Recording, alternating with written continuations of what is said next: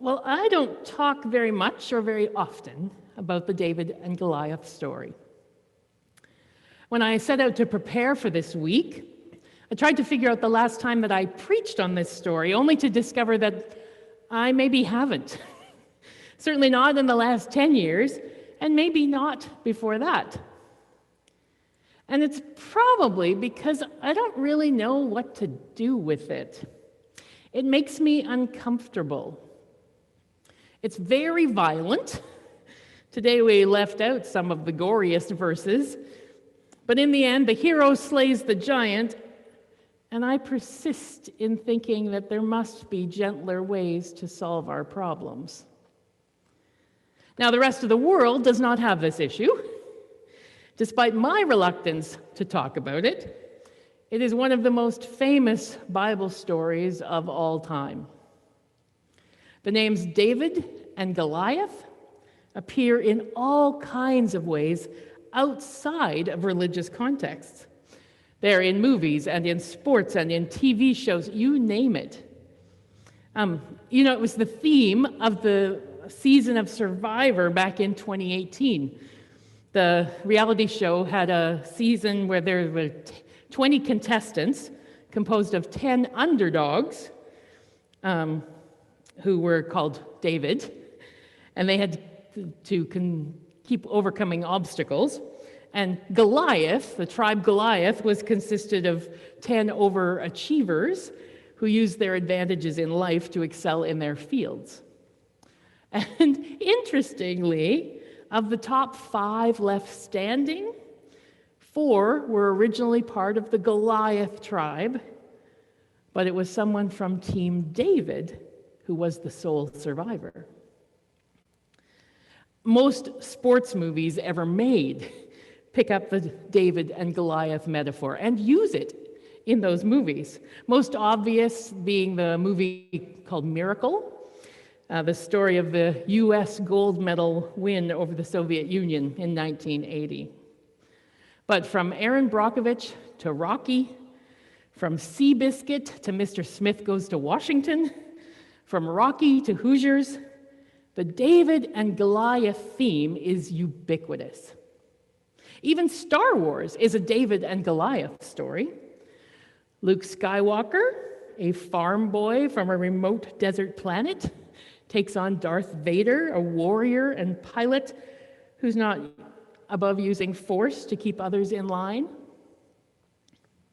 Now, don't get me wrong. Like everyone else, it seems, I love a good underdog story.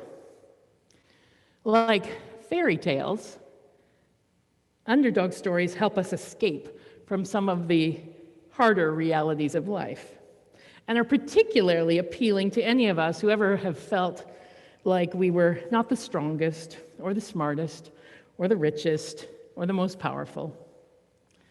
When we are feeling powerless, these kinds of stories provide us with a sense of hope that maybe every once in a while the world could be fair. That if we're brave, we can stand up to those giant obstacles or problems in our lives, and sometimes the little one prevails. Sometimes the small one wins. And there are good reasons to think about what kind of Goliath-sized problems exist in our way and in our lives and get in our way. What are the giants that intimidate you? Are they personal? Are they political? Are they social? Is there something that you need courage to stand up to? There are plenty of Goliath-sized problems in our world today. They're labeled with foreboding words like racism or pandemic or fear or poverty or climate change.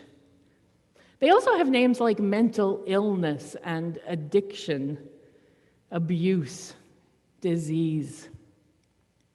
Facing these kinds of problems is incredibly intimidating. So perhaps we need these kinds of underdog stories where the hero destroys the giant in order to give us hope. But what if the story of David and Goliath isn't actually the underdog story we imagine, but only appears that way?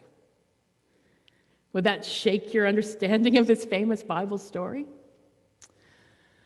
A while back, Malcolm Gladwell wrote a book called David and Goliath: Underdogs, Misfits, and the Art of Battling Giants.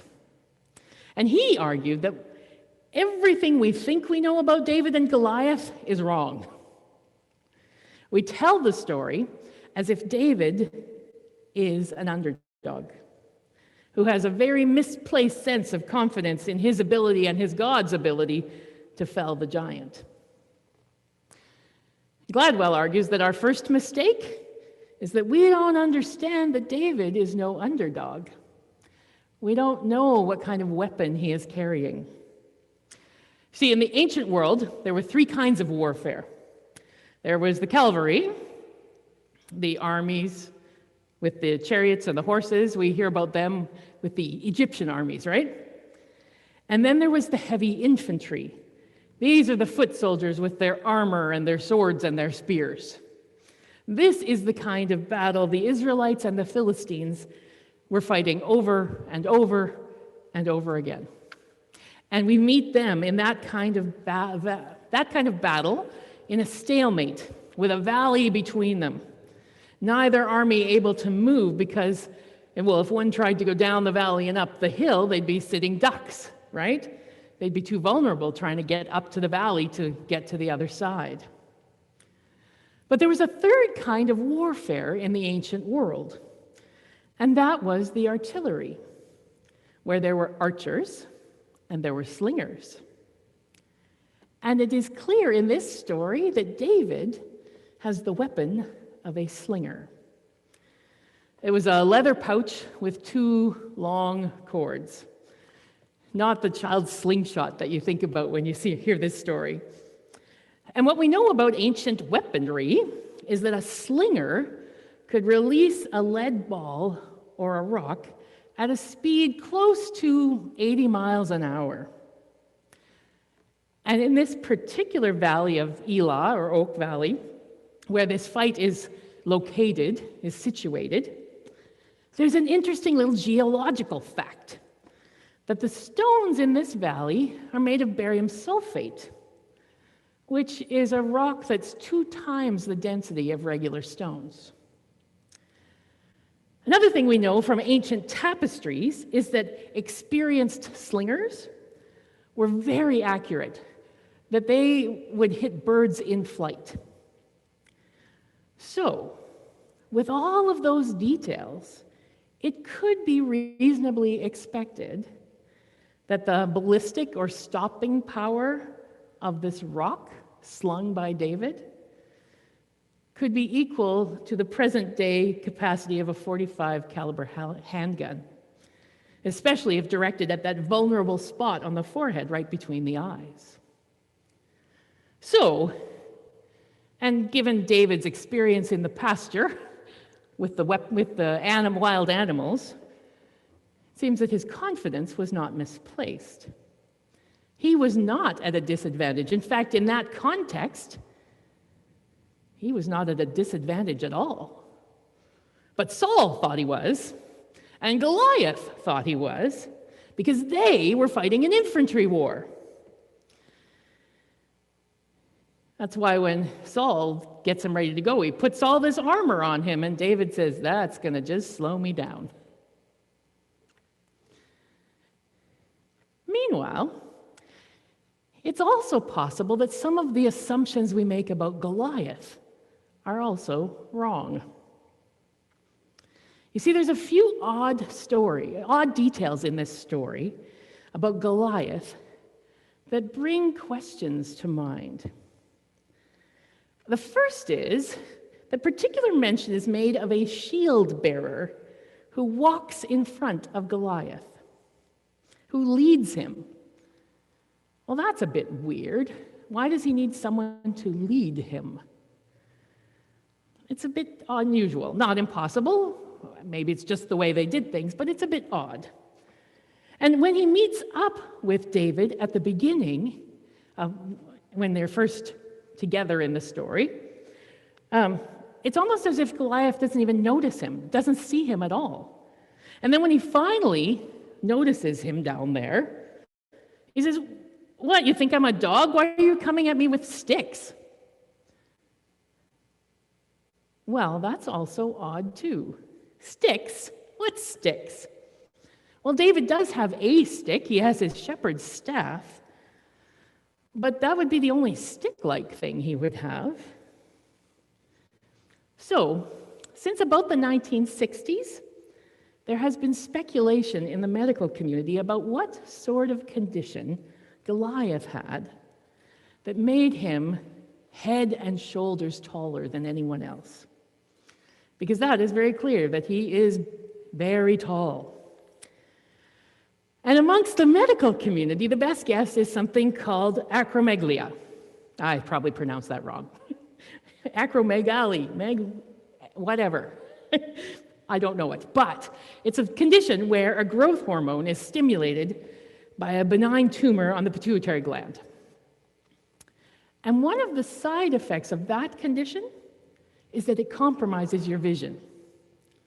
It increases nearsightedness and causes double vision. So the medical community over the years has wondered, well, what if that's what was going on with Goliath? What if that's why Goliath didn't even really notice David until he was right on top of him? What if that's why he needed help to get down the mountain? What if that's why he sees a couple of sticks when there's only one? Maybe the factor that made Goliath so strong and intimidating was also the source of his vulnerability, depending on which kind of battle you were engaged in. And if all of this is possible, and even maybe known by those who recorded the story, if not the labels, the facts of it, what could be the implications for us for what we learn from this story? I think there are a couple of possibilities. First, as we noted earlier, we are surrounded in our lives by problems that intimidate us because of their Goliath-like nature. So what if the first message of this story could be that giants are not nearly as formidable as they appear, especially if they're not in the context where they are familiar? I don't know about you, but when things seem too hard or too big, it feels like the best thing to do is just to run away and avoid them. But when we do, they become just bigger in our minds, don't they? In the office this week, Jackie and I were talking about the things we have chosen not to do because they seem too big to handle. Like moving our newsletter to a digital email format for those who get it by email. That seemed hard. But meanwhile, when we were forced to close our doors and find online options, somehow we found the ability to figure out how to record things, how to upload, how to edit video, and navigate things like Zoom. Way harder than trying to do an email newsletter. When I couldn't avoid it, I discovered it wasn't impossible after all. Which doesn't mean that it's simple. I expect that for all of his trust that he would prevail, both in his own abilities and in his God, David was shaking in his sandals. It turns out, though, that obstacles that intimidate us are possible to face. And sometimes they may have inner vulnerabilities that are no match for the strengths we have. I was thinking about particular circumstances where the giant obstacle in our life might be represented by a person. And this story can remind us that what we see isn't necessarily all there is. There may be lots of invisible vulnerability. And when we know that, we can choose to exploit it, like that's what David did. And indeed, sometimes I suspect there are circumstances where bad behavior simply needs to be stopped, however you can stop it. But I also think that this story invites us to be more creative than that. It invites us to re-examine our assumptions about power and ways to make change. See, if we're like Goliath and if we're like Saul, we assume that there's only one way to solve a problem. And we act and we decide in very predictable ways. If we agree that money or violence is the best way to decide things, to figure out who should make the rules and who is in charge, well, we'll make decisions that reflect that. But if we could be a little bit more like David and value resources and different kinds of power, we might approach our big problems a little more creatively. We might make different decisions about who and what and how to solve our biggest dilemmas. And here I was, avoiding David and Goliath all along because I was making assumptions about what it might teach me. Well, lesson learned, Goliath. Lesson learned, David.